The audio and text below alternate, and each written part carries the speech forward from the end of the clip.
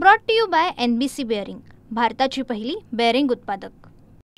बघा, एक मुद्दा असतो की लोकशाहीमध्ये स्थानिक लोकांच्या ज्या भावना असतात, जनभावना असतात, त्या जाणून घेऊनच त्या पद्धतीच्या विकासाची चालना दिली गेली पाहिजे।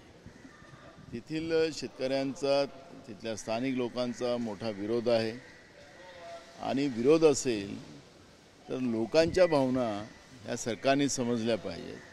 कोणाचं काय मत असेल ते व्यक्तिगत राहू शकतं, त्यामुळे नितीन राऊत साहेब काय बोलले आणि विकासाच्या नावानं जसं आपण आता पाहिलं की प्रधानमंत्री सांगतात की देशामध्ये जेवढे रस्ते होतात आहेत ते स्पेस टेक्नॉलॉजीने होतात आहेत। आता मुंबईमध्ये आपल्याला नाव लावावं लागतं, नागपुरात नाव लावावं लागतं, आता एअरपोर्टला आलेल्या रस्त्यावरही आपण पाहतो की पाणी साचलेलं आहे।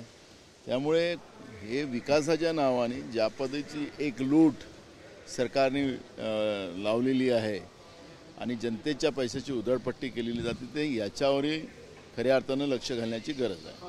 निवडणूक आयुक्त जे आहे त्यांच्यावर महाभियोग खटला चालवण्याची तयारीत आहे विरोधक, काय वाटतं, काय आणलंच पाहिजे, कारण की इतका खोटारडा आणि एखाद्या सरकारला दबावाखाली येणारा निवडणूक आयुक्त आपण मुख्य निवडणूक आयुक्त पाहिला असेल तर ते आपण या ज्ञानेश कुमार रूपांनी पाहिलेलं आहे।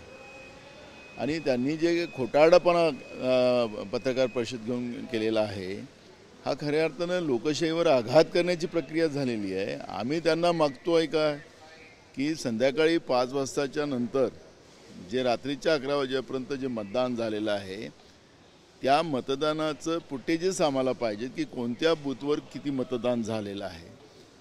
पण हे सन्माननीय सांगतात की आया बहिणीची इज्जत त्याच्यामध्ये जाणार आहे। अहो तुम्ही काय, आम्ही काय, म्हणजे काय बोलावं, काय काही समजायलाच कारण नाही।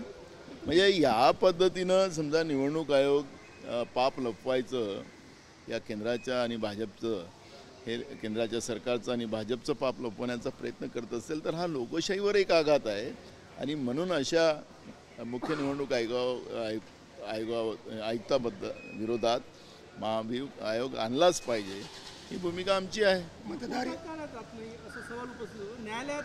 अहो आम्ही रस्त्यावरची लढाई लढतोय, आमचे नेते राहुल गांधीजी आता बिहारमध्ये या विषयावर लढाई करताय रस्त्यावरची, मग पार्लमेंटमध्ये ही लढाई होणार आणि मग आम्ही न्यायालयाकडे, असं टप्प्याटप्प्याने जावं लागेल ना। त्याला काही असं तुम्ही काही लोकशाहीची जी काही व्यवस्था आहे त्या व्यवस्थेच्या माध्यमातून जावं लागतंय। आम्ही रस्त्यावरची लढाई चालू आहे, संसदेतही ती लढाई होणार आणि माननीय सुप्रीम कोर्टातही आम्ही जाऊ।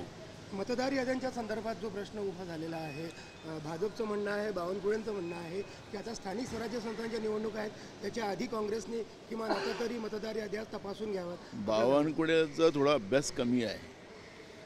बावनकुळेंना सांगा की तुमचे जे राज्याचे निवडणूक आयोग आहे त्यांना तरी याद्या त्यांच्याजवळ आहेत का? अजून याद्या कुठं पुढं आहेत का? कुठल्या वेबसाईटवर तुम्हाला याद्या पाहायला भेटतात का? जिथपर्यंत केंद्रीय निवडणूक आयोग ती याद्या पाठवणार नाही तिथपर्यंत याद्याच पुढे येणार नाही आहेत। आता ते याद्या कोणत्या दाखवणार आहेत, का करणार आहेत, कुठल्या याद्या होणार आहेत, काय वेबसाईटमधून का लपवल्या जातात याद्या? आणि म्हणून बावनकुळे तुम्ही पहिले ते निवडणूक आयोगाची पद्धत समजून घ्या। पहिले असं नव्हतं, पहिले तर तुम्हाला प्रत्येक पार्टीला त्या याद्या जिल्हाधिकाऱ्यांच्या माध्यमातून भेटायच्यात, अलीकडे त्या बंद करून टाकलेल्या आहेत।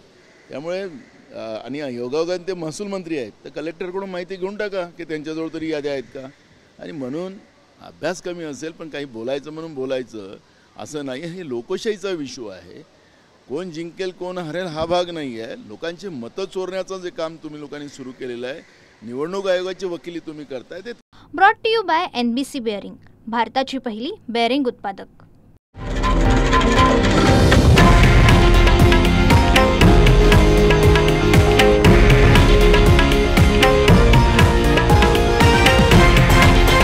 हे आहे देशातील नंबर 1 न्यूज नेटवर्क आणि आपण पाहत आहात TV9 मराठी, एकमेव।